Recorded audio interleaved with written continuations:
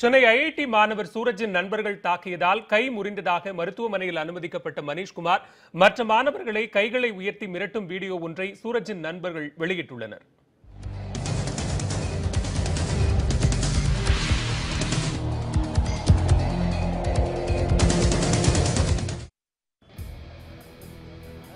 IIT வளாகத்தில் மாட்டிறைச்சி திருவிழா நடத்திய மாணவர் சூரஜ் மீது மனிஷ் மற்றும் அவரது நண்பர்கள் தாக்குதல் நடத்தினர். இந்த தாக்குதலில் காயமடைந்த மாணவர் சூரஜ் தனியார் மருத்துவமனையில் சிகிச்சை பெற்று வருகிறார்.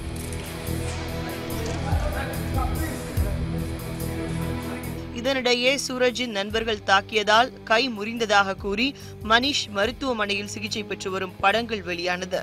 இந்நிலையில் மனிஷ் கைகளை உயர்த்தி மிரட்டும் வீடியோ ஒன்றை சூரஜின் நண்பர்கள் வெளியிட்டுள்ளனர்.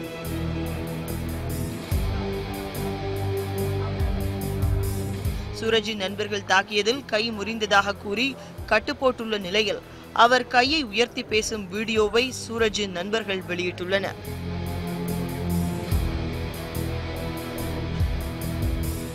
இதனிடையே சூரஜ் மீது தாக்குதல் நடத்திய மனிஷை மருத்துவமனையில் சந்தித்த பின்னர் செய்தியாளர்களிடம் பேசிய பாரதிய ஜனதா கட்சியின் இளைஞரணி தலைவர் வினோஜ் பி செல்வம், மாணவர்களுக்கு இடையேயான மோதலை பயன்படுத்தி சில அரசியல் கட்சிகள் ஆதாயம் தேட முயற்சிப்பதாக குற்றம் சாட்டினார்.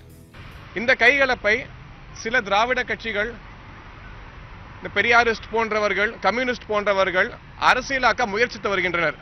சாலை மறியல், ஐஐடி வளாகம் முற்றுகையிடுகின்றனர். இது போன்ற செயல்களில் ஈடுபட்டு கொண்டு வருகின்றனர். கல்லூரி வளாகத்திற்குள் மாட்டிறைச்சி திருவிழா நடத்துவதை பாஜக ஏற்காது என்றும், இரு தரப்பு மாணவர்களிடையே ஏற்பட்ட கைகலப்புதான் இந்த பிரச்சினைக்கு காரணம் என்றும் பாஜக விளக்கமளித்துள்ளது.